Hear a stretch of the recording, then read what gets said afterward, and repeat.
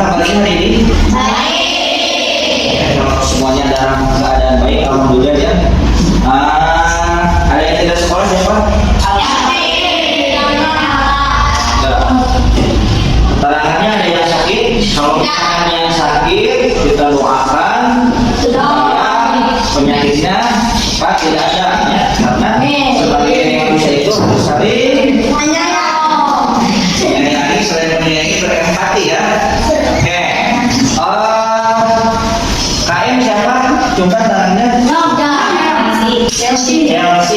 KM boleh dipimpin sebelum mengawali pembelajaran berdoa dulu. Ya, sebelum belajar kita berdoa mulai.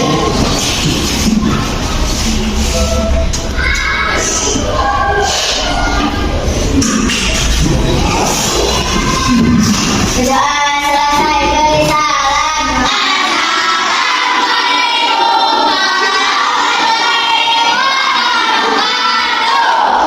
Waalaikumsalam.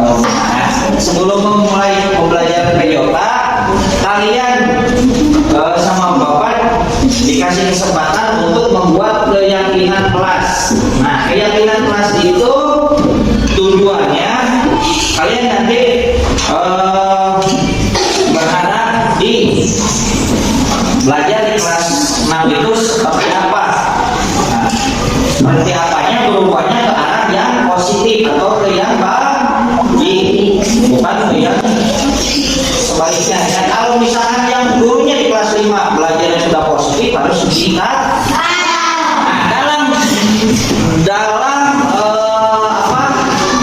keyakinan kelas nanti kalian menuliskan disebutnya ini kertas atau stick notes. Nah, ada 2 poin yang kalian tuliskan. Ada kesepakatan kelas, ada konsekuensi. Paham? Nah, untuk perempuan nanti menulisnya di kertas yang di kuning ya. Oke, nanti kalian yang kelompok ada 1, 2, 3, 4, 5 kelompok ya. Untuk konsekuensi dan kesepakatan kelasnya tidak boleh sama. Oke, untuk sesi pertama kalian nanti menulis kesepakatan kelas dulu ya. Perempuan ini ada berapa?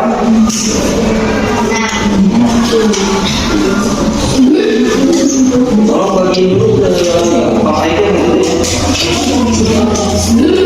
Kalau yang belum bagian juga.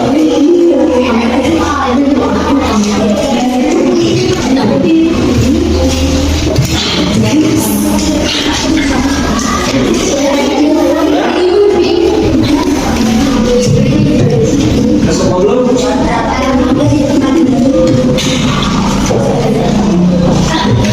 Dua lagi.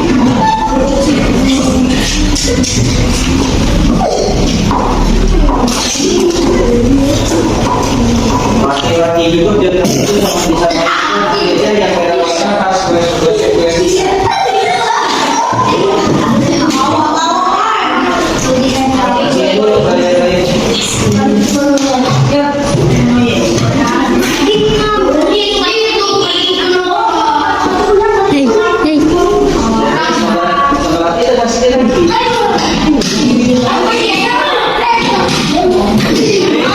Sekarang kalian dipersilakan menulis harapannya kalian itu seperti apa di kelas 6 itu. Apa?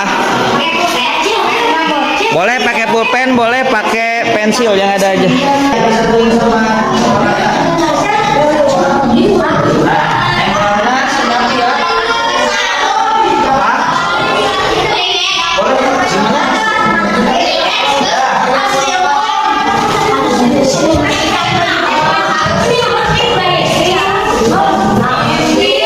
Beres?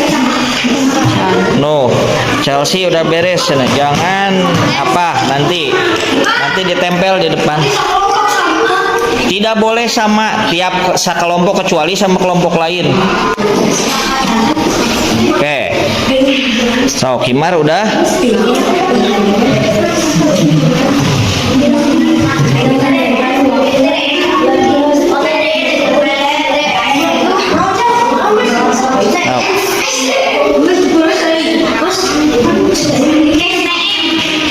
namanya jangan lupa ya. Yang sudah boleh ditempel di depan ya. Tempelnya di kesepakatan kelas. Silakan yang sudah tempel dari sekarang. Chelsea sudah boleh ditempel di depan. Di kesepakatan kelas ya.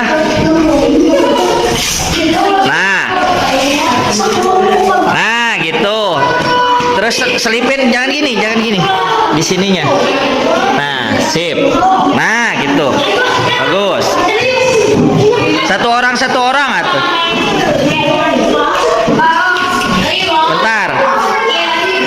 Oke. Selanjutnya laki-laki boleh sok Aldi. Nih jam tempelkan di bawah Nah di sana. Sip, bagus. Bawahnya. Sok Rizky, tempel Rizky. Dimas tempel Dimas. Di bawahnya bukan gitu. Nah di kertas nak.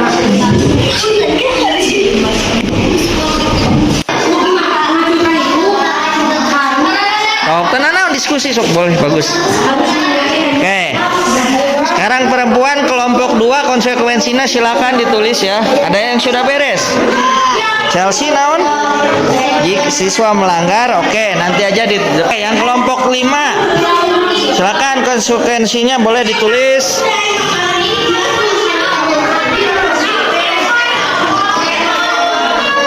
Biarin, Pak.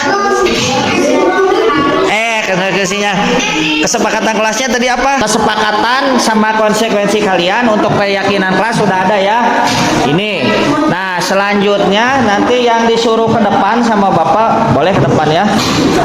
Oke, Aldi, silakan ke depan bacakan kesepakatan sama konsekuensinya. Boleh punya Aldi, boleh punya temennya. Mau perempuan mau laki-laki boleh ya. Silakan. Jangan dilepas tempel, baca aja. Dimas siapa kan ada 2 Dimas. Apa? Oke, jangan main bola di kelas. Lanjut itunya. Konsekuensinya. Punya siapa? Bebas. Hadir. Oke, bagus. Berarti yang konsekuensinya Padil, kesepakatan kelasnya tidak boleh mencoret-coret Bang. Nah, kalau Dimas kesepakatan kelasnya jangan berbola di kelas. Konsekuensinya apabila dilakukan apa? Apabila dilakukan nanti bisa kacanya pecah. Berarti konsekuensinya kamu nanti harus mengganti kaca. Mau seperti itu? Enggak kan? Alena silakan ke depan. Oh. Nah, kelas 6 harus terampil. Boleh, silakan. Satu orang aja. Silakan Alena, punya siapa? Sebutkan dulu namanya. Andini. Oke, boleh silakan bacakan. Kelas harus tepat waktu di jam 7.30. Oke, bagus. Itu konsekuensi kesepakatan kelasnya. Konsekuensinya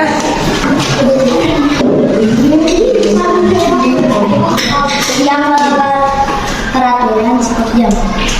nah, berarti itu kesepakatan kelasnya apa ya? Yang telat berarti ya. Jadi yang telat datang ke sekolah harus 1 jam. Oke, bagus. Andini. Alena. Bismillahirrahmanirrahim. Assalamualaikum warahmatullahi wabarakatuh.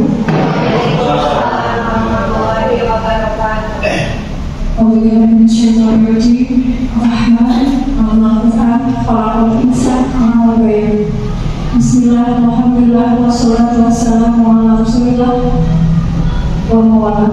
Yang terhormat Kepala Sekolah, yang terhormat Tim Manajemen, yang terhormat Bapak dan Ibu Guru, yang alhamdulillah pada kesempatan berbahagia ini bisa berkumpul dalam kegiatan diseminasi budaya positif. Puji dan syukur marilah kita panjatkan kehadirat Allah Subhanahu wa Ta'ala bahwasanya pada kesempatan yang berbahagia ini kita diberi kesempatan kesehatan panjang umur sehingga kita bisa bertumbuh dalam acara diseminasi ini. Izinkan saya sebagai moderator untuk membacakan susunan acara. Yang pertama, pembukaan. Marilah untuk acara pembukaan ini kita mengucapkan basmalah secara bersama-sama. Bismillahirrahmanirrahim. Yang kedua, sambutan kepala sekolah yang akan diwakilkan oleh tim manajemen. Dalam kesempatan ini akan diwakili oleh Pak Lijis sebagai guru. Dan yang ketiga, pematerinya ini nanti sistemnya bukan estafet, namanya itu apa? Ya, komunikasi antara pengaji satu, presentasi dua, dan pengaji tiga. Dan yang keempat, nanti boleh di setiap pengajian boleh instruksi untuk tanya jawab atau nanti mau dialihkan juga boleh. Dan yang terakhir untuk mengenal berikutnya sambutan yang akan diberikan oleh Pak Jabon, dan kedepannya kami persilakan.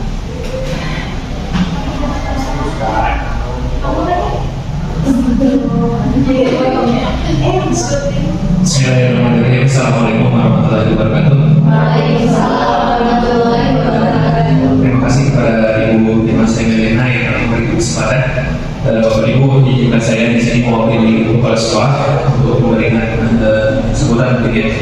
Pertama, saya menyampaikan selamat kepada Ibu Cucu, Bapak Adam, dan Ibu Emma untuk melaksanakan kegiatan diseminasi kegiatan budaya positif dalam program Guru Murah Angkatan 11 di Kabupaten Bandung. Selanjutnya, terima kasih kepada Ibu Bapak Guru yang telah menyempatkan hadir di dalam kegiatan ini. Mudah-mudahan dari kegiatan ini kita bisa mendapatkan secara ilmu atau pengetahuan berkaitan dengan budaya positif di sekolah tersebut. Itu mungkin yang bisa saya sampaikan berkaitan dengan ini. Sekali lagi kepada Ibu Emma Semelina, Bapak Mama Isa Adam, dan Ibu Cucu Lestari, selamat melaksanakan kegiatan diseminasi budaya positif. Terima kasih. Assalamualaikum warahmatullahi wabarakatuh.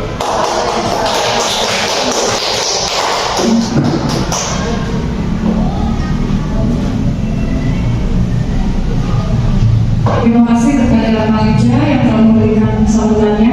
Untuk selanjutnya, maka saya serahkan kepada Pak Adam.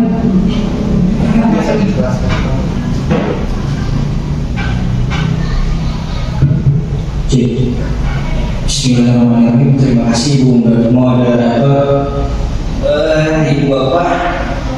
Terima kasih ya sudah menyempatkan hadir untuk menjadi audiens di presentasi modul 1.4. Sebelum saya menjadikan materi yang pertama, ada speaking dulu yang biar kelihatannya ceria, tidak tegang dan ngantuk dan lain sebagainya. Speakingnya tidak memerlukan aktivitas fisik, kontak wajah atau apa. Ibu Bapak nanti tinggal melihat gerakan tangan saya. Apabila tangan saya begini, nanti tangannya mengikuti ini sambil bilang prek. Bapak juga boleh ikutkan sambil prek. Selanjutnya, kalau tangan saya gini, saya sekolahkan. Kalau tangan saya gini itu nanti mengikuti sambil bilang maknya. Oke, kata saya ini apa? Ini maknya. Sip. Oke, untuk Ibu Moderator sekaligus penyanyi ketiga sekaligus senior saya di sini, boleh membantu saya untuk membantu SPK ke depan. Ibu Emma, ingat dengan masa depan. Ibu mungkin nanti tinggal menjawab pertanyaan apa yang saya berikan. Tapi saya mohon jawabannya boleh direfleksikan, boleh sedetail mungkin terserah ibu ya. Pertanyaannya simpel. Nah ibu ketika apa jawabannya. Nah ibu bapak yang jadi audiens nanti tinggal mengikuti gerakan tangan saya ya. Kita mulai. Pertanyaan pertama mungkin motivasi apa yang mendasari ibu untuk menjadi guru penggerak? Pada dasarnya sama mungkin dengan yang lainnya untuk meningkatkan kompetensi. Masya Allah. Baru potensi aja. Ya, mengasah diri karena ternyata semakin usia kan Ada lagi? Jawab.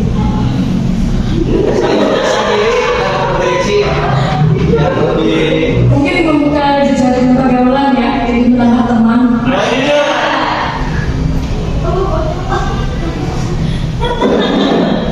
Itu baru pertanyaan pertama.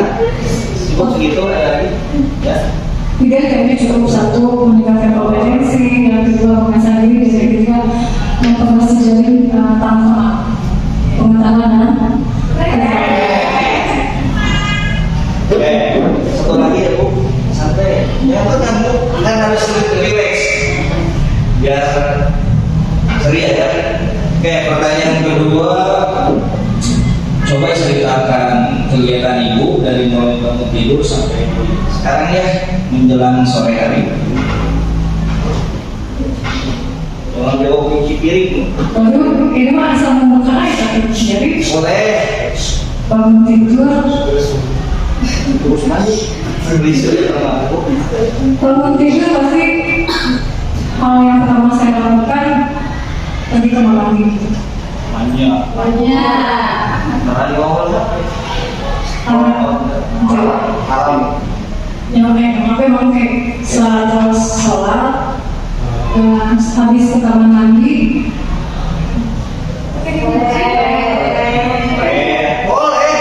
Boleh bu. Biasanya kemana aja? Habis itu pergi ke bawah, nyiapin air, masak air untuk mandi, untuk sambil naruh nasi,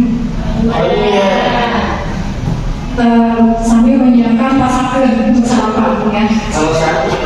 Sama keluarga. Suami anak. Ya itulah. Suami enggak satu pak. 7. Oke, setelah menyiapkan bahan masakan, sholat subuh. Setelah sholat subuh, buka-buka Al-Quran saya layar. Setelah itu beres tempat tidur, langsung ke bawah lagi menyiapkan sarapan. Setelah menyiapkan sarapan, ke atas mandi dan menyiapkan perlengkapan ke sekolah. Dari itu berangkat ke sekolah, bekerja ya misalnya, kerja dari pagi hingga setengah 4, pulang ke rumah, nyiapin makan sore gitu ya, makan malam. Udah seperti itu sholat maghrib. Kan saya tanya tadi sampai detik ini malam ini. Oh sampai detik ini, sorry, tidak konsen. Oke, udah. Ya. Sip, oke. Terima kasih boleh dikasih tepuk tangan.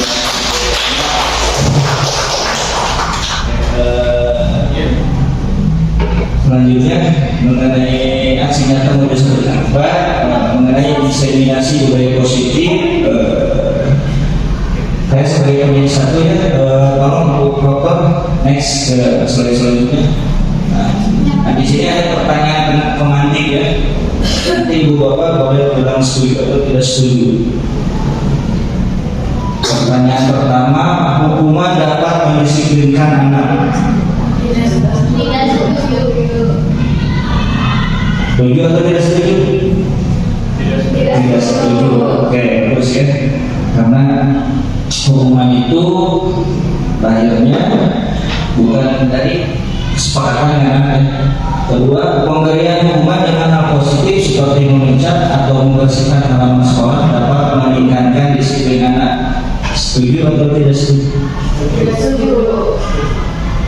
Yang Yang setuju boleh turunkan tangan. Kalau yang tidak setuju, satu orang. Oke, di sini. Ibu wanita boleh memberikan alasannya kenapa tidak setuju. Karena kenapa tidak setuju? Karena kalau misalkan diberikan hukuman itu tidak sesuai atau tidak nanti anak itu tidak sadar dengan apa yang telah dia lakukan. Kalau misalkan diberikan kesadaran terlebih dahulu, kemudian diberikan konsekuensi yang sesuai dengan apa yang telah dilakukan, mungkin bisa memberikan kesadaran dan tanggung jawab kepada anak. Oke, terima kasih atas tanggapannya dari Ibu Konika. Jadi untuk pertanyaan kedua itu seharusnya tidak ya.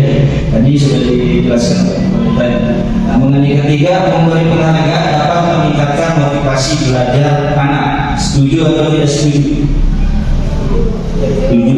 Oke, betul ya. Jadi untuk meningkatkan motivasi pembelajaran anak bisa dengan cara memberikan penghargaan ya. Bisa berupa apresiasi.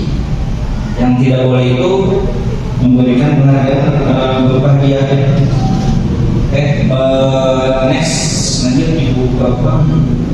Oke, budaya positif.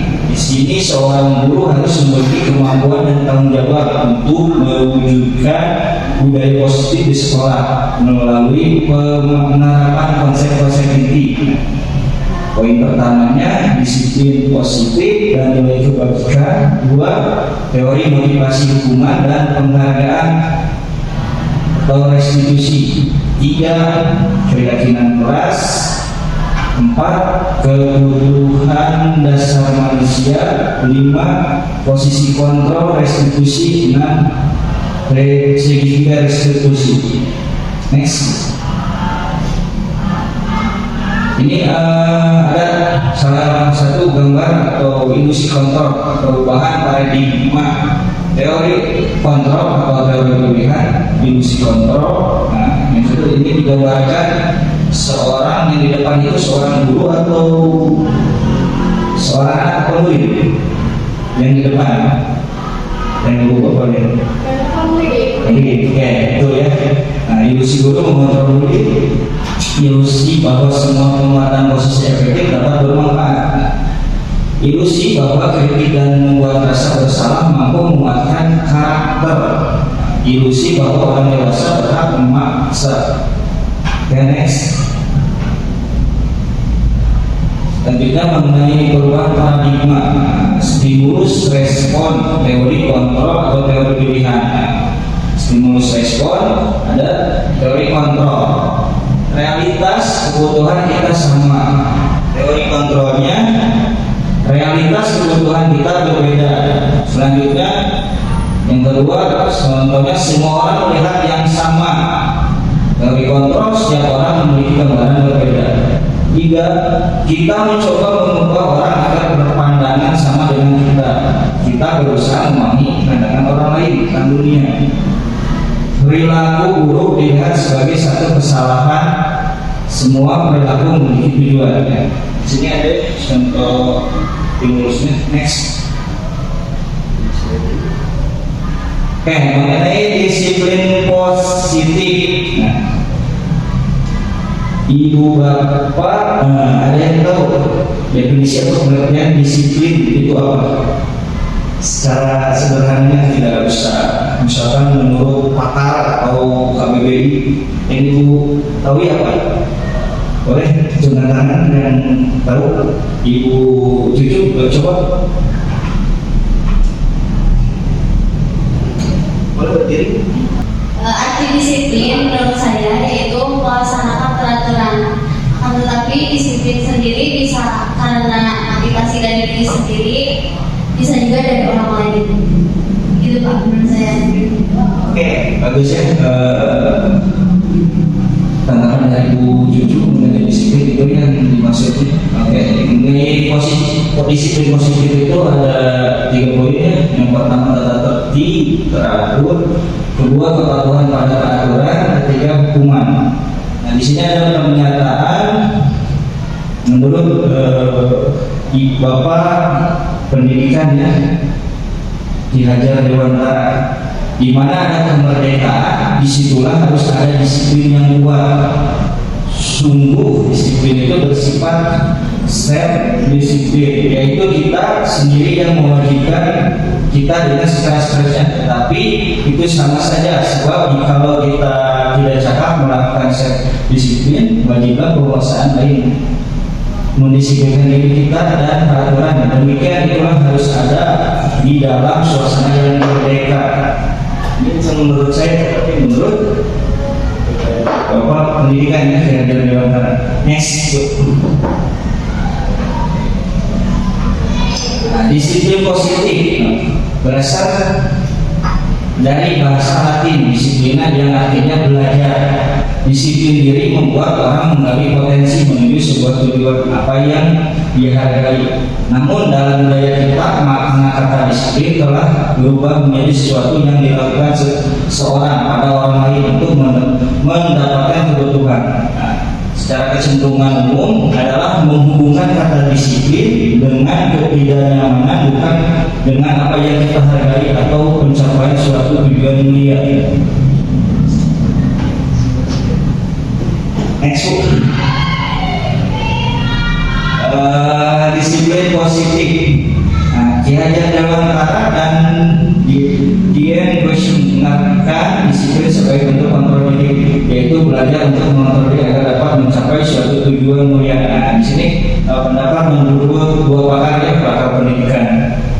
Nilai-nilai kebajikan adalah sifat positif manusia yang merupakan tujuan mulia yang ingin dicapai setiap individu. Nilai-nilai tersebut bersifat universal dan lintas bahasa, suku bangsa, agama maupun latar belakang.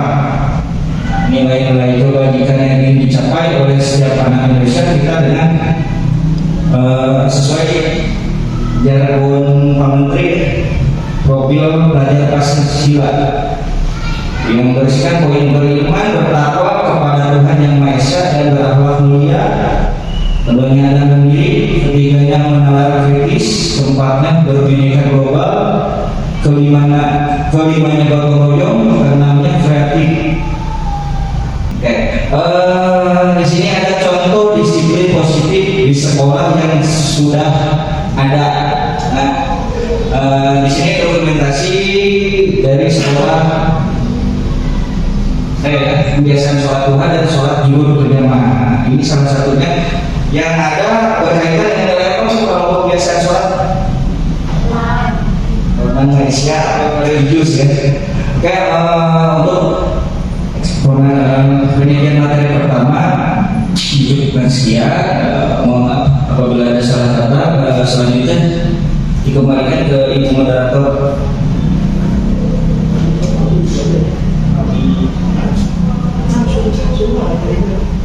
Baik, dioperasi dulu untuk mengajukan materi berikutnya akan kita lanjutkan yang akan disampaikan oleh Bu Cucu Lestari. Ibu Cucu akan menjelaskan bagaimana teori motivasi lingkungan dan penghargaan juga restitusi. Kepada Bu Cucu Lestari kami persilakan.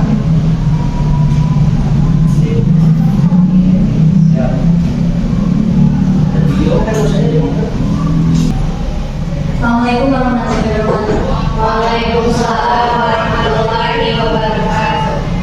Terima kasih kepada moderator yang telah mempersilahkan saya untuk menyampaikan tentang materi teori motivasi, hubungan, penghargaan, serta restitusi. Di sini mari kita tanyakan ke diri kita, bagaimana kita berlaku, mengapa kita melakukan segala sesuatu. Apakah kita melakukan segala sesuatu adanya dorongan dari lingkungan atau ada dorongan dari orang lain? Selanjutnya di sini ada motivasi, pengertian dari motivasi. Motivasi adalah suatu dorongan yang ada pada diri seseorang yang menyebabkan individu melakukan aktivitas atau kegiatan dalam rangka mencapai tujuan tertentu. Yang selanjutnya materinya adalah 3 motivasi perilaku manusia. Yang pertama ada motivasi eksternal. Motivasi eksternal terbagi menjadi dua. Yang pertama yaitu untuk menghindari ketidaknyamanan atau hukuman. Di sini ada pertanyaan, apa yang akan terjadi apabila saya tidak melakukannya? Biasanya ini terjadi pada peserta didik kelas berapa ya? Kelas 10 ya. Ada yang mau berpendapat? Wanita lagi?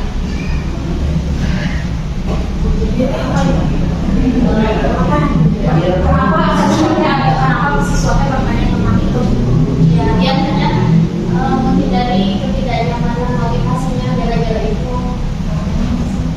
Jadi biasanya motivasinya ada gara-gara menghindari hukuman.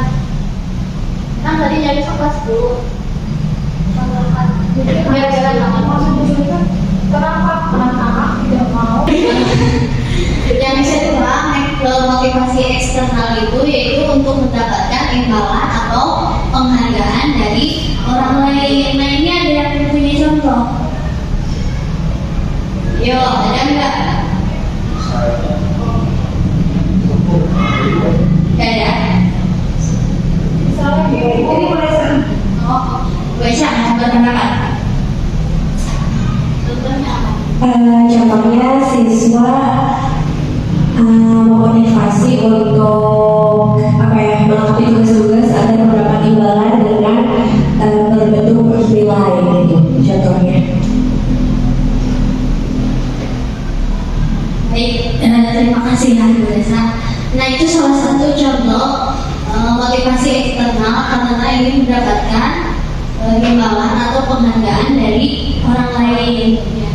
Selanjutnya yang ketiga adalah untuk menjadi orang yang mereka inginkan dan menghargai diri sendiri dengan nilai-nilai yang mereka percaya. Nah, biasanya ini terjadi pada siswa yang sudah beranjak dewasa ya, kelas 11 dan kelas 12 seperti di SMK, karena mereka itu sudah dituntut setelah lulus sekolah itu langsung kerja ya begitu. Di sini ada arti merdeka menurut Bapak Ki Hajar Dewantara. Merdeka itu adalah tidak hanya terlepas dari perintah, akan tetapi juga cakap buat memerintah diri sendiri. Jadi dari diri sendiri yang pertama ya. Ini ada hukuman. Tadi kan tentang hukuman, konsekuensi dan restitusi ya. Hukuman bersifat tidak terencana atau tiba-tiba anak atau murid tidak tahu apa yang akan dilibatkan. Hukuman itu bersifat satu arah, bukan dua arah ya. Kemudian dari pihak guru yang memberikan dan murid biasanya hanya pada bagian penerima ya. Kemudian hukuman yang diberikan bisa berupa fisik maupun ke psikis. Hukuman yang diberikan bisa berupa fisik maupun psikis murid. Itu berasal dari kata-kata ya. Ini bisa dilihat contoh hukuman yang diberikan oleh salah satu guru kepada peserta didik yang melanggar. Nah, di sini ada contoh hukuman. Nijam kurang menguasai pelajaran matematika, sehingga pada saat pelajaran tersebut berlangsung dia lebih banyak berdiam diri atau menggambar di buku pelajarannya. Pada saat guru matematikanya, Pak Ujang menanyakan pertanyaan Nijam menjadi guru dan tidak sengaja menjatuhkan tasnya. Nah, kemudian seluruh kelas pun tertawa melihat perilaku Nijam yang berbicara tergagap, terkejut tersebut. Ya, jadi kesimpulan ini, Nijam itu dia tidak suka pembelajaran matematika, namun ketika pembelajaran matematika dia tidak fokus mendengar guru Pak Ujang ini. Jadi dia hanya nulis gambar. Nah, ketika Pak Ujang lihat Ujang ini ditunjuk-tunjuk ya, kemudian disuruh ke depan dan teman-temannya itu tertawa. Nah, di sini ada pertanyaan, apakah Anda setuju dengan tindakan Pak Ujang terhadap hijab? Tidak setuju. Tidak. Kenapa? Tidak setuju. Tidak setuju.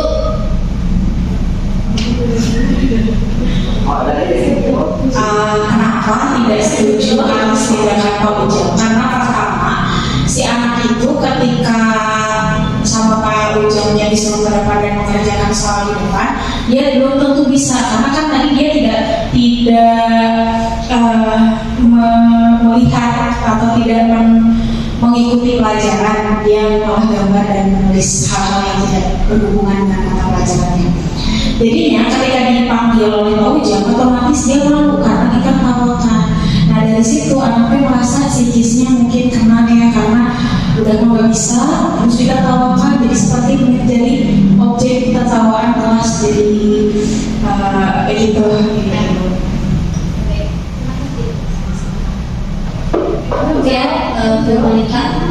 Kemudian ada lagi yang mau menjawab? Tidak ada. Nah, yang kedua, menurut Anda tindakan Pak Ujang terhadap hijab adalah sebuah hukuman atau konsekuensi? Hukuman ya. Jadi arti hukuman itu adalah searahnya, bukan dari dua arah. Dan ini contoh guru matematika ini biasanya zaman kita ya, zaman SMA, SMP ada kan, sehingga siswanya itu jadi trauma sekali pada pembelajaran matematika. Kemudian saat ini kita juga tidak boleh, maksudnya memaksakan peserta didik itu suka sama pelajaran tertentu, karena pasti dia juga mempunyai potensi yang lain, ya gitu. Selanjutnya yaitu konsekuensi. Konsekuensi adalah sudah terencana atau disepakati, sudah dibahas dan disetujui oleh siswa. Konsekuensi selanjutnya, konsekuensi itu sudah terencana atau sudah disepakati dari dua arah antara guru dan peserta didik. Ya. Umumnya bentuk-bentuk konsekuensi dibuat oleh pihak guru atau sekolah, dan murid-murid sudah mengetahui sebelumnya konsekuensi yang akan diterima bila ada pelanggaran. Jadi konsekuensi itu dua arah kalau ini ya, di dua arah. Nah, di sini ada beberapa tindakan guru. Silakan Bapak Ibu untuk menyebutkan. Misalkan yang pertama, kira-kira mencatat 100 kali di dalam buku kalimat, saya tidak akan terlambat lagi karena terlambat ke sekolah. Itu kira-kira hukuman atau konsekuensi? Hukuman namanya. Kemudian yang kedua, lari mengelilingi lapangan basket 2 kali karena terlambat hadir di sekolah. Hukuman. Yang ketiga, murid diminta untuk push up 15 kali karena tidak menggunakan masker ke sekolah. Hukuman. Kemudian itu menggantikan kertas tugas teman yang telah dicoret-coret. Konsekuensi. Wah, kayaknya di sini udah pada paham-paham ya. Ya. Kemudian itu lanjutnya membersihkan tumpahan air di meja tulis karena tersenggol pada saat belajar. Konsekuensi. Selanjutnya adalah tentang penghargaan ya. Dalam penghargaan itu saat kita berulang kali menjanjikan hadiah kepada anak-anak agar berperilaku tanggung jawab, atau kepada seorang murid agar mempelajari sesuatu yang baru, atau kepada seseorang karyawan agar melakukan pekerjaan yang berkualitas. Kita sedang berasumsi mereka tidak dapat melakukannya, atau mereka tidak akan memilih untuk melakukannya. Ada yang mau disampaikan? Jadi penghargaan ini jika kita berikan terus-menerus itu seperti sebuah hukuman sebenarnya ya, karena dia motivasinya itu didasari karena ingin dapat penghargaan. Ya, jika misalkan kita karena sesuatu uangnya nggak ada, maka dia akan kecewa, ya. Jadi nggak mau lagi, ya begitu. Terima kasih. Selanjutnya saya serahkan lagi kepada moderator.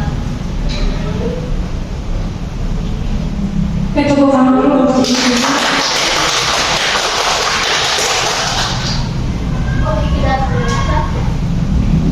Baik, kita tepuk apresiasi dulu ya buat Miss Ibu. Tepuk apresiasi. Oh, di luar konteks itu Saya tepuk apresiasi. Hijau. Oke, ulangi ya. Tepuk apresiasi.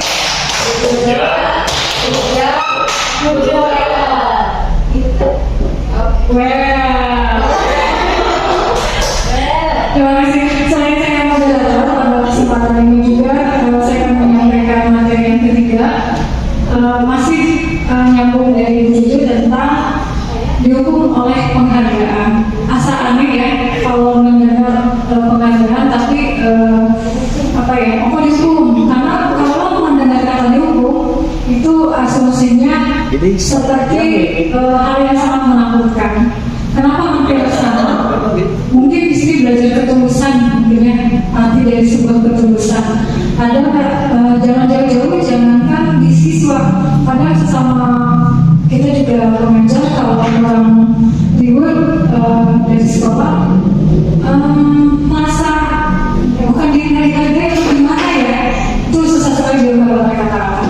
Mungkin di sini bisa dilihat bahwa penghargaan berlaku sama dengan hukuman dalam arti meminta atau membujuk seseorang melakukan sesuatu untuk memenuhi suatu tujuan tertentu dari orang yang meminta atau membujuk. Dorongannya eksternal dan ada juga faktor ketergantungan. Kenapa menurut Alfie Kohn tahun 1993 bahwa penghargaan ini berdampak pada hukuman? Yang pertama, mengaruhi jangka pendek dan jangka panjang. Kadang-kadang ketika kita mengajar, pasti si Bu ini kalau ngajar dikasih coklat, tapi suatu hari guru lupa nggak bawa coklat, ya jadi ini kita kena. Atau yang kedua, penghargaan hukum. Adakah penghargaan hukum? Mungkin ada yang bisa memberikan contoh untuk dihargai tapi masih dihukum. Ada nggak? Ada nggak gini, misalkan Bapak Ibu membuat modul ajar ataupun RPP, nanti dikasih ribut, misalkan pengganti kertas menteri sebesar 100.000, itu ribut atau hukuman? Jangan lalu tergajakan oleh masyarakat, tapi lalu tergajakan masyarakat. Pernah saya di suatu sekolah, tidak akan saya sebutkan sekolah itu seperti itu. Jadi termotivasi karena memang ada ribut, harus lumayan gitu untuk mengganti kertas. Lalu yang ketiga, penghargaan mengurangi ketepatan. Penghargaan mengurangi ketepatan biasanya kalau mau mengumpulkan saya ke siswa, ketika anak harus, kalau kita di CGP ada UD, kalau ke siswa mungkin batas pengerjaan tugas harus sampai 2 hari atau 3 hari. Kalau misalkan minggu depan dia 5, itu yang saya lakukan kepada anak-anak. Jadi kalau dia mengerjakan tugas tepat waktu, saya akan kasih dia nilai 90 hingga 100. Tapi kalau kurang atau terlambat nilai 5 misalkan, itu jika dikasih penghargaan tapi ada hukuman. Penghargaannya tidak efektif, ya. Penghargaan merusak hubungan. Kadang-kadang kenapa penghargaan bisa merusak hubungan? Di kehidupan kita sehari-hari, kadang-kadang kita suka salah menilai siswa ya. Ada waktunya salah. Ternyata siswa yang mendapatkan nilai besar itu ternyata hasil dengan kerjasama dengan temannya. Tapi kita memberikan ketidaktelitian kita, bahkan kita memberikan penghargaan kepada anak yang justru temannya yang mengerjakan, mungkin gitu ya. Yang selanjutnya penghargaan menurunkan kualitas penghargaan matematika, yang mungkin tadi bisa dijadikan sebagai contoh kreativitas. Ya, keterkadang dengan penghargaan ini bisa mengurangi kreativitas siswa karena merasa pengen dihargai, jadi bukan cari buka, tapi ada yang tidak ketulusan atau ketidakseriusan.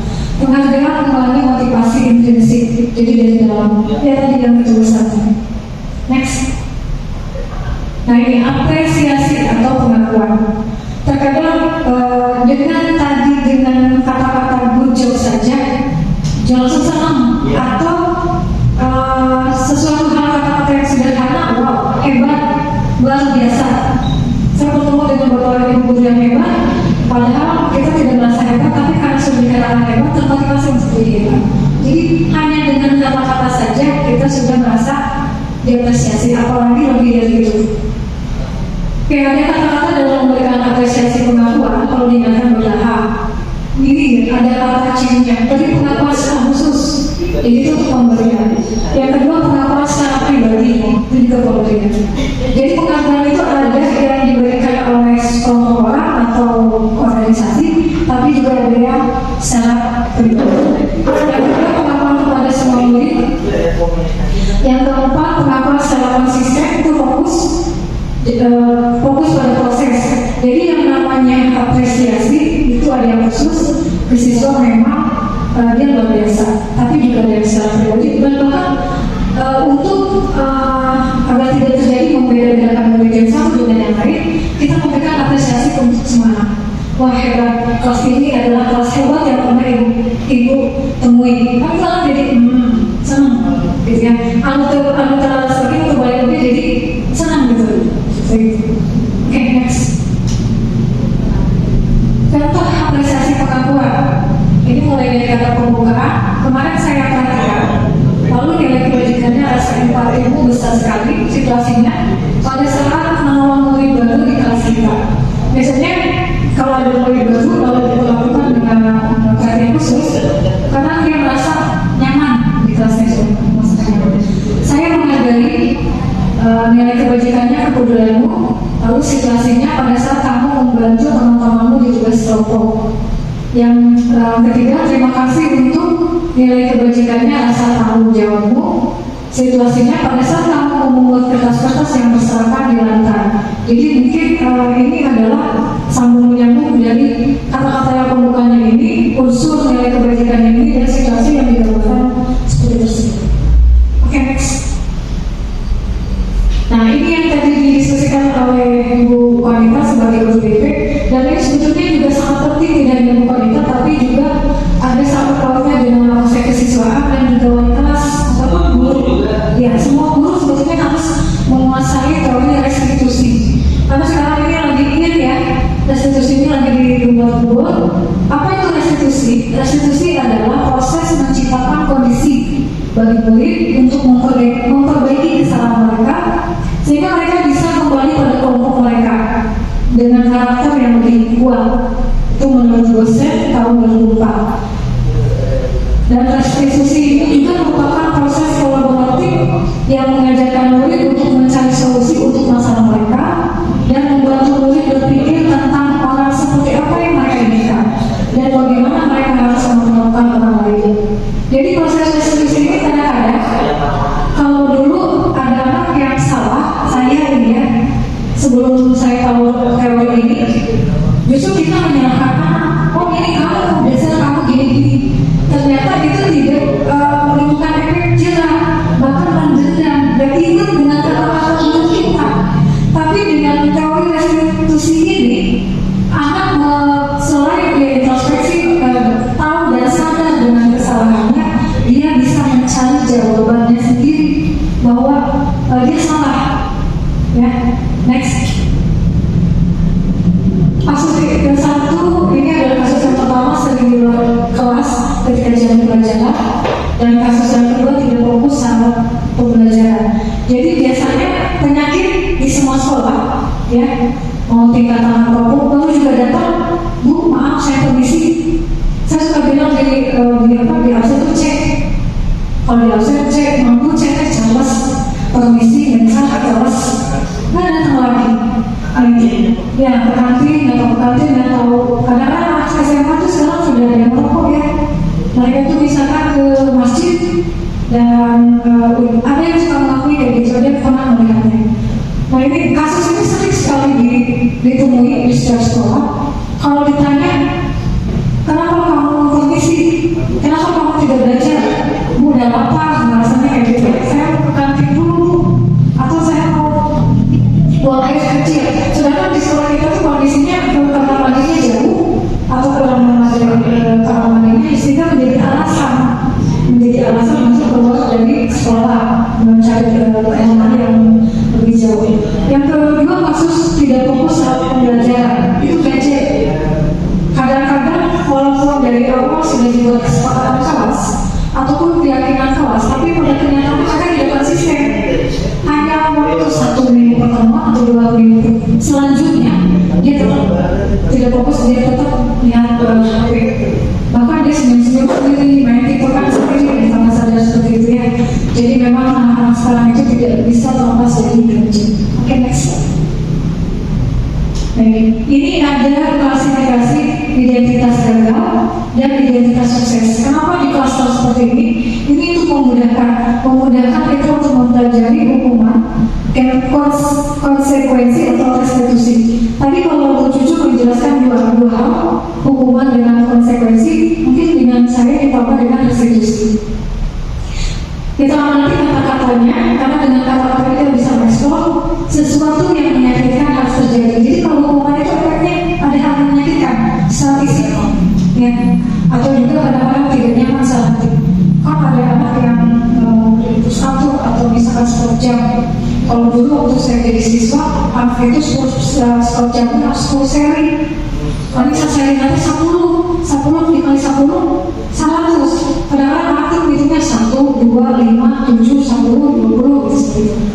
Tapi kadang-kadang guru juga tidak, masih ada sekolah-sekolah mungkin sudah tidak. Lalu sedangkan konsekuensi sesuatu harus terjadi, berarti ada sebuah akibatnya kalau konsekuensi.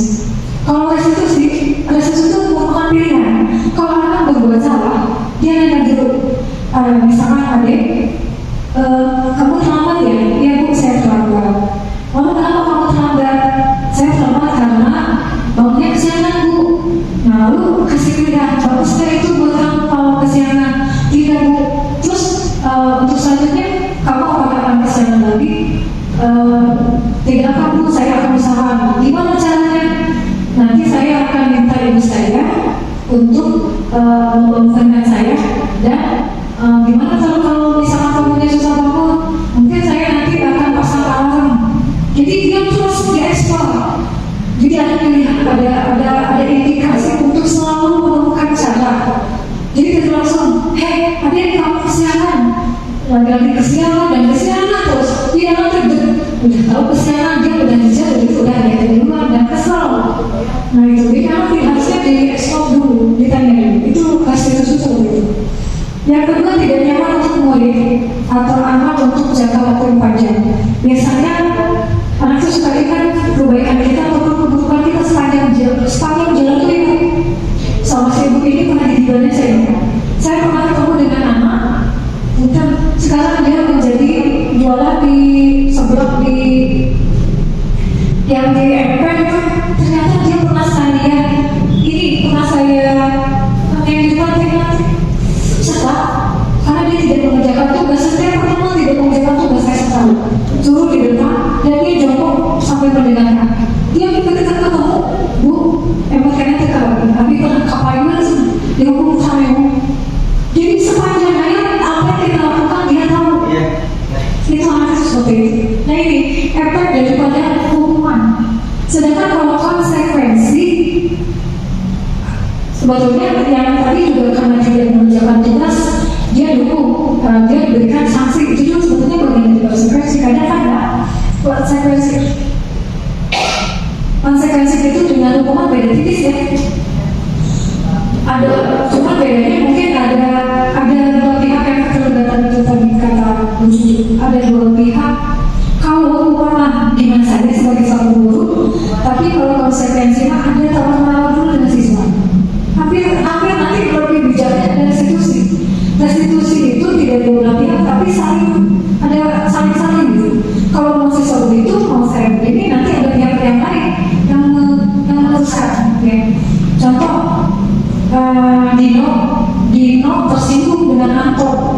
gara-gara atau secara tidak sengaja dia menyinggung dengan perkataan yang kasar. Tiba-tiba Anto sampai merenggut bajunya dan kancingnya copot.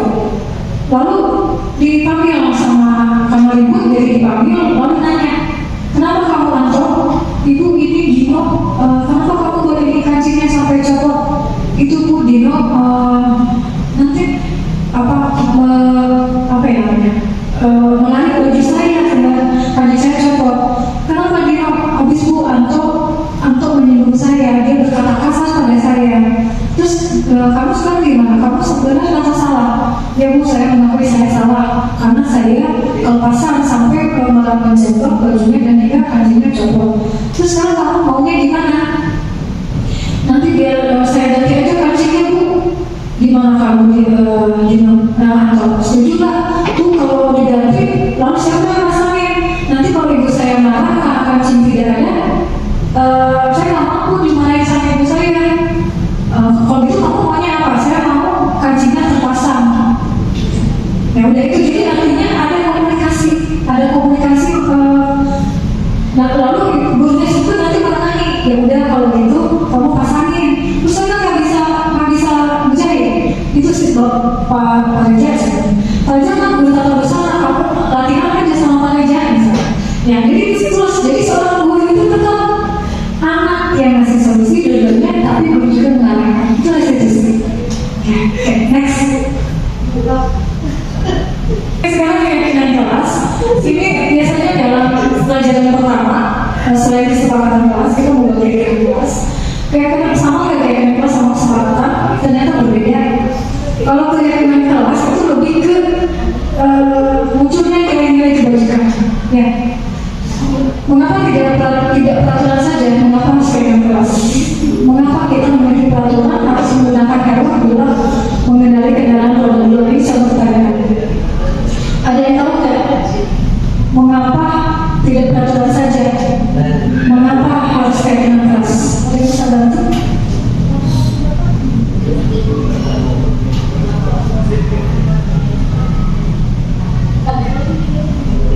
Mengapa tidak peraturan saja, mengapa harus keyakinan kelas? Maka kita memiliki peraturan harus menggunakan.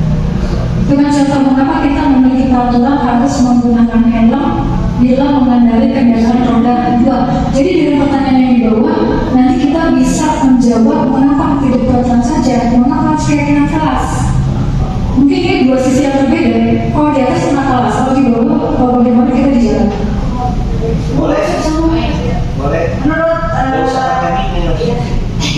Menurut saya ya, kalau misalnya peraturan atau kayak lebih sukarela gitu kalau misalnya keyakinan kelas. Biasanya peraturan mah ada yang sepakat dan ada yang tidak sepakat. Anak tuh ada yang menerima dan tidak menerima. Tapi kalau menurut saya keyakinan mah lebih dia sukarela dari diri dia.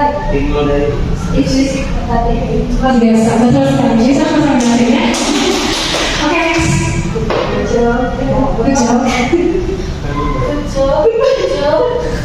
good job.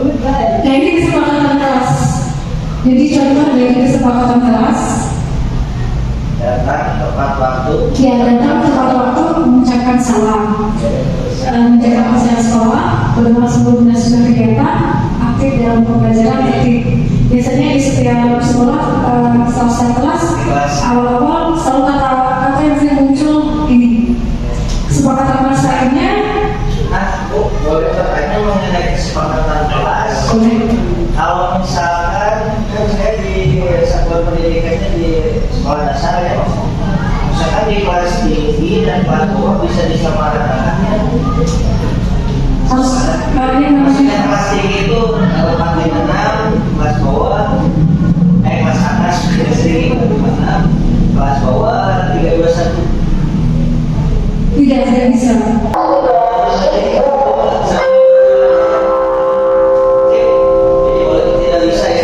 Dia bisa karena setiap kelas itu kan punya keyakinan sendiri. Kan sini setiap anak bebas untuk mengungkapkan pendapat, untuk mengungkapkan keyakinannya. Terus juga secara psikologis satu lingkungan kelas dengan kelasnya berbeda. Berarti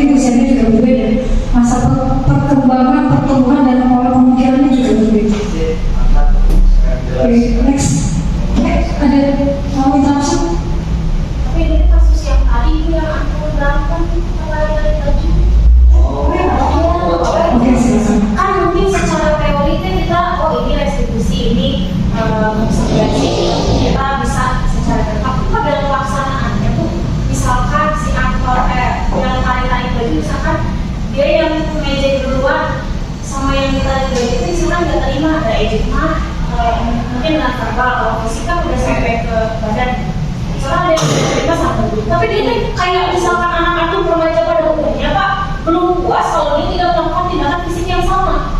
Gitu. Gimana kalau dari konsep restitusi untuk anak yang udah memang belum dulu? Ya, kok bingung yang misalkan kalau saya dulu gimana kalau dari konsep restitusi itu? Boleh dulu. Kayaknya karena itu pertanyaannya bagaimana, nanti kan itu masalah lainnya. Terus saya juga bisa aja kejadiannya itu dia udah mau balas, cuma tidak diceritakan. Kalau kasus itu mungkin ketika dia dijawab, mungkin dia balas mungkin balas fisik pada saat itu juga. Karena masih sering mengalami gitu ya kalau anak lagi berantem terus dibawa ke ruangan TK dan dimulai redam, tapi dia masih berapi-api dan saya belum puas, pokoknya pengen secara laki-laki gitu. Nah di sini berarti ada yang belum saya jelaskan nanti ke depan. Ada posisi saya sebagai manajer, kita dulu sebagai manajer, ada posisi sebagai kontrol, ada posisi sebagai teman, nanti macam-macam. Nanti ketika ada yang begitu posisi kita memposisikan dulu sebagai manajer. Artinya ada memang ada hak prerogatif guru, tidak bisa Dibebaskan keseluruhan kepada siswa. Iya, jadi memang ada lima posisi kontrol yang diperbolehkan oleh kita sebagai guru. Ada sahabat, teman, manajer. Nanti kita buka slide berikutnya. Next. Apa di keyakinan kelas apa sudah selesai dulu atau masih ada penasaran? Tadi udah ada contohnya. Ini peraturan TS keyakinan. Kayaknya 3 poin aja, selalu kembalikan hukum kepada tempatnya. Keyakinan kelas yang diambil adalah tanggung jawab. Yang kedua, dilarang mengganggu orang lain, menghormati orang lain. Yang ketiga, hadir di sekolah 15 menit sebelum pembelajaran dimulai. Itu keyakinan kelas yang diambilnya, menghormati orang lain untuk komitmen. Dilarang melakukan kekerasan, artinya keselamatan untuk menghormati orang lain. Dilarang menggunakan narkoba, peraturannya kalau di keyakinan kelas kesehatan. Bergantian atau mengambilnya menghormati orang lain terus sabar. Menggunakan masker itu keyakinan kelasnya menjaga kesehatan dan keselamatan. Jangan berlari di kelas atau koridor, keselamatan dan keamanan. Jadi kalau melihat dua bahasa itu, keyakinan kelas itu lebih bijak bahasanya. Jadi ada tubuh kalimat positif. Ya, muncul pada musik. Oke, gimana? Selanjutnya itu pengen bertanya tentang penggunaan dilarang menggunakan narkoba. Itu kan kalau di KPK kesannya kayak lebih spesifiknya. Coba kalau saya lihat, tapi kalau di keyakinan kelas saya hanya sebatas kesehatan, tidak dideskripsikan. Pokoknya mah anak yang penting sadar akan kesehatannya. Terus dari mana dia tahu kalau si bagian kesehatan itu misalkan kayak si narkoba, kemudian jajan yang manis-manis, merokok itu masih dalam bagian dia harus meyakini tentang kesehatannya. Nah dari ini kan Bu kalau misalkan Maka mungkin dari teman-teman yang mungkin ada yang bisa menambahkan. Mungkin Bu kalau misalkan dari peraturan dan keyakinan dan itu kalau misalkan harus ditegakkan dijelaskan secara detail mungkin bisa harus tetap beda. Jadi kalau misalkan jaga lagi aja dengan kalimat sederhana yang penting ada makna positif.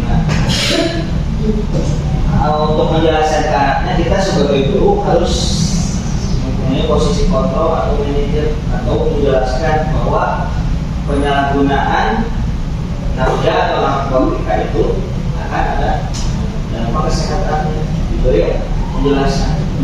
Oh, tapi bisa bukan termasuk kepada poin-poin. Jadi maksudnya tuh dijelasin di depan kelas tapi tidak spesifik masuk ke poin itu Pak. Iya, kalau spesifik di poin langsung mungkin karena saya tadi itu kebesaran keyakinan kelasnya. Jadi si penggunaan nafsa itu tidak secara tertulis Pak. Maksudnya Kalau itu kalau misalkan penggunaan nafsa sih sudah tertulis kan dilarang dalam undang-undang, tidak boleh digunakan. apa dilarang dalam undang-undang kadang secara pelaksanaan anaknya masih banyak yang menggunakan narkoba. Iya, kalau misalkan di luar kontrol sekolah itu tanggung jawab anak dengan lingkungan orang tua atau masyarakat. Kalau misalkan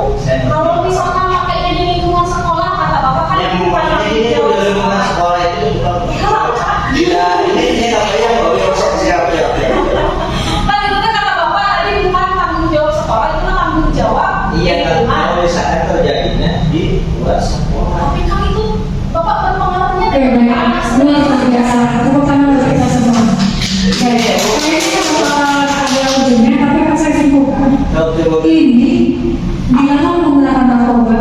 Kenapa kaitannya dengan kesehatan? Mungkin kita belum bahas. Jadi mengambil kesimpulan dari sebuah kalimat. Jadi ambil titiknya. Jadi kalau kita nggak bilang menggunakan narkoba, kalau kita mau menggunakan narkoba akan berpengaruh dengan kesehatan. Jadi ambil kesimpulannya, sampainya.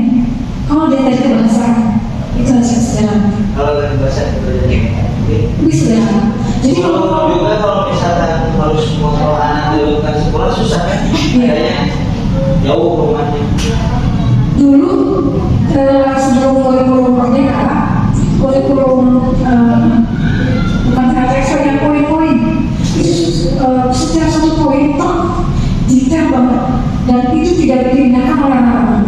Bahkan kita juga butuh ataupun kesiswaan tidak memperoleh ini udah poin berapa karena saking panjangnya maka muncul seperti ini. Cuma mungkin kalau bukannya sekarang kalau dulu waktu saya dulu sampai detail banget itu ada poinnya sampai poin-poinnya. Kalau ini nggak waktu jadi siswa, nah seperti itu. Nah sekarang disederhanakan bahasanya. Ternyata itu tidak diingat sama siswa dan itu juga guru nggak mau cuma makasih ke siswa aja menguasai pelajaran itu dengan baik sisanya guru nggak mau tahu. Tapi dengan disederhanakan seperti ini, insya Allah jadi pelajarannya lebih melekat. Jadi sederhana hanya urusan bahasa aja sih. Semoga tidak kuat. Oke. Next. Nah ini kegiatan pendalaman kegiatan kelas. Pertama, hormat, bekerja, diterima dan dimiliki. Jadi dalam hormat kami meyakini bahwa sangat penting untuk menghormati semua orang dan barang milik lain. Kalau bekerja kami meyakini bahwa sangat penting untuk mengerjakan segala pekerjaan atau mengikuti kegiatan telah ditugaskan. Diterima dan dimiliki kami meyakini bahwa sangat penting untuk menerima diterima pada suatu kelompok dan saling peduli satu dengan lain. Jadi nanti ada teori Y, ada teori T, gitu ya. Apa itu? Jadi dalam hal keyakinan kelas ataupun dalam ilmu institusi ini ada semacam teori T dan teori Y. Kalau teori yang pertama ada tampak seperti, ada tidak tampak seperti. Contoh, tampak seperti datang tepat waktu. Gitu ya. Terus kalimat tidaknya tidak tampak seperti sering hadir terlambat. Itu kan sering hadir terlambat itu berarti sesuatu terlambat. Sekalipun tepat waktu gitu. Datang tepat waktu, tampak seperti. Lalu menyapa teman dan guru setiap hari, ta'ajub kepada teman dan guru, ada istilah kayak gitu ya. Mengembalikan barang teman yang telah dipinjam dan mengucapkan terima kasih. Tidak mengembalikan barang yang telah dipinjam dan tempat sembarangan. Masih ada sesuatu. Jadi ada yang kelihatan kita bisa ini arti yang tampak dan tampak dan tidak tampak itu ada kalau dalam bahasa ada yang tersirat dan ada yang tersirat. Ada yang hanya digerakkan dalam bahasa tubuh, tapi ada juga yang dilakukan. Lalu kalau teori D, ini ada terdengar, terlihat dulu, baru terdengar, baru terlihat. Ya, mau saya dijelaskan mungkin biar bisa dibaca. Next. Kebutuhan ini yang paling mendasar. Kita harus tahu bahwa setiap siswa kita, murid-murid kita, bahkan diri kita sendiri mempunyai kebutuhan dasar. Pertama, kebutuhan bertahan hidup atau survival, kayak jajan, makan. Bu, saya permisi. Itu apa? Kalau dulu saya sama permisi aja. Udah lapar. Ternyata itu diperbolehkan. Tapi dia tetap harus kembali. Itu karena ada kebutuhan bertahan hidup. Mungkin dia di rumah tidak sempat sarapan. Hanya yang tidak bolehnya itu ketika guru menerangkan. Itu kalau sekarang memang diraciknya lebih bijak. Yang kedua masih sayang dan rasa terima. Nah sekarang itu anak itu harus itu berarti kita mengajar itu harus dari hati terus kan? Harus dengan kasih sayang. Saya itu sudah digalakkan sisi pengajaran dengan kasih sayang. Kalau dulu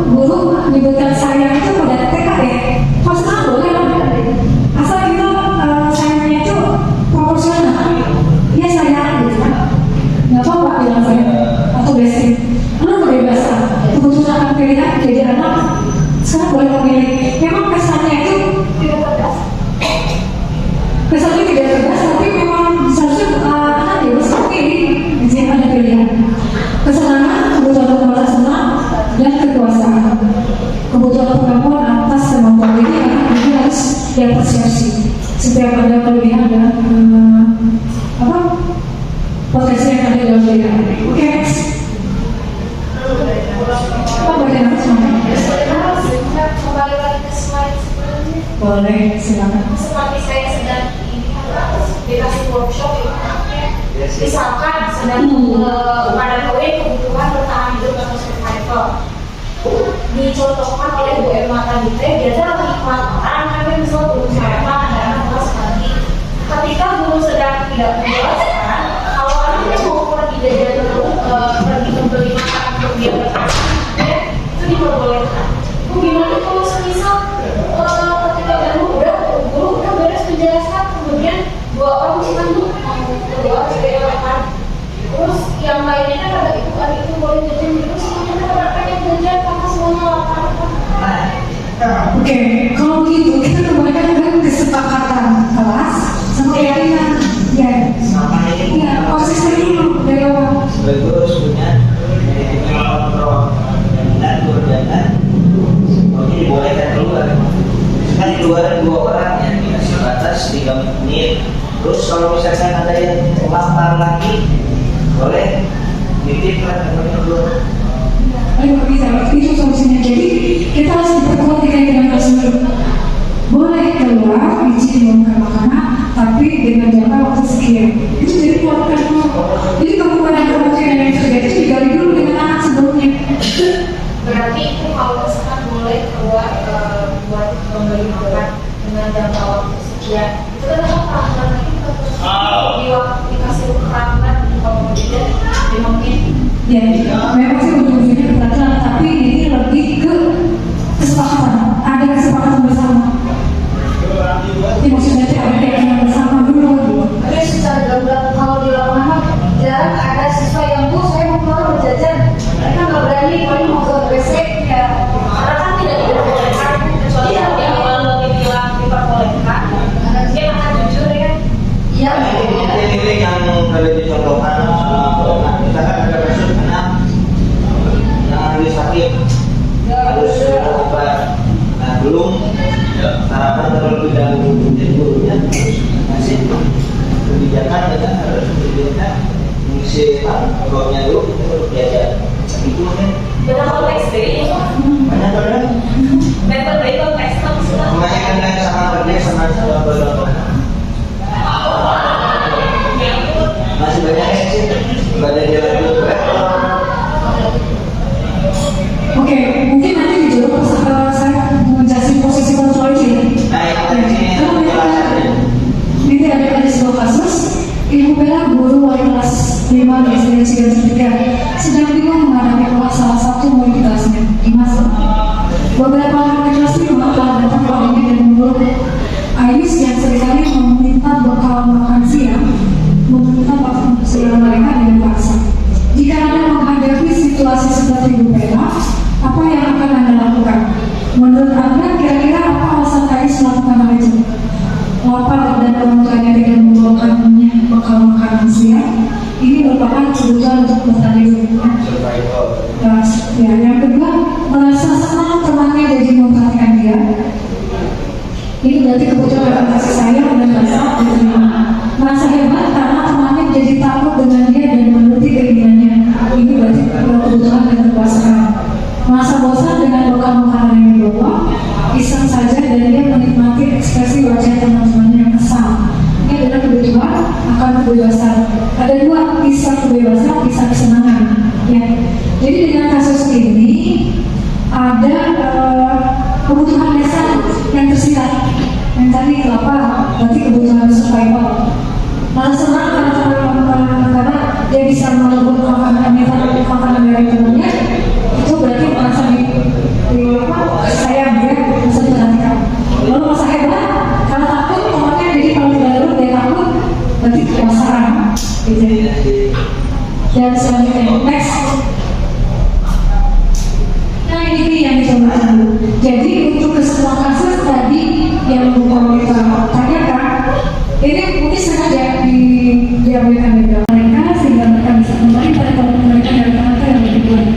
tidak ada menstabilkan identitas.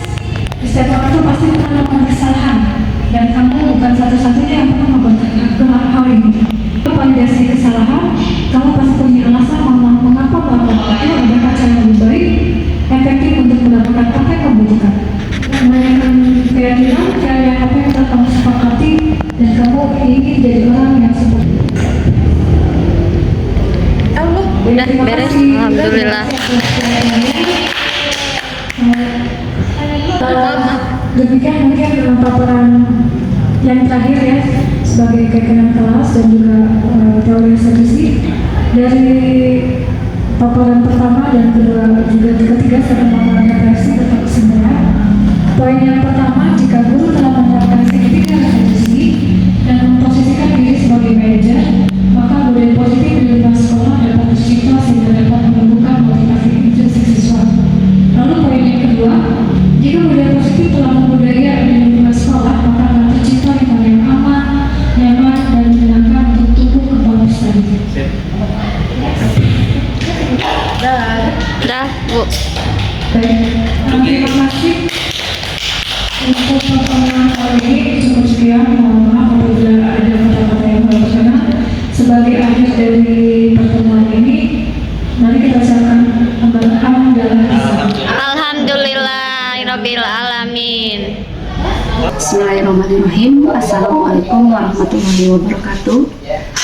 Saya Yayusri Arianti Rahayu, Kepala SDN Cigentur 3, di mana SDN Cigentur 3 merupakan tempat Bapak Adam mengajar. Saya bangga dengan Bapak Ibu guru yang memiliki etos kerja yang tinggi, termasuk Pak Adam yang merupakan peserta dari CGP Angkatan 11 Kabupaten Bandung. Bergerak, tergerak, menggerakkan. Pengimbasan ini bersifat permanen, tidak seperti magnet yang kehilangan daya magnetnya, dan tentunya semoga desiminasi yang telah diberikan oleh Bapak Adam dapat memberikan manfaat yang positif, tentunya dapat memberikan imbas terhadap guru-guru serta dapat menjadikan anak-anak lebih disiplin. Assalamualaikum warahmatullahi wabarakatuh. Saya Nenda Yulpita, rekan sejawat dari Bapak Muhammad Isa Adam Malik. Menurut saya, dari apa yang telah dipaparkan Bapak Muhammad Isa Adam Malik mengenai budaya positif sangat bagus untuk diterapkan di sekolah, terutama mengenai disiplin positif untuk siswa. Karena masih banyak di sekolah ini siswa yang sudah disiplin positif, tapi disiplinnya hanya karena faktor ekstrinsik, bukan karena dari dalam diri mereka atau bukan dari kesadaran mereka. Kami sebagai guru sangat mendapatkan ilmu yang bermanfaat.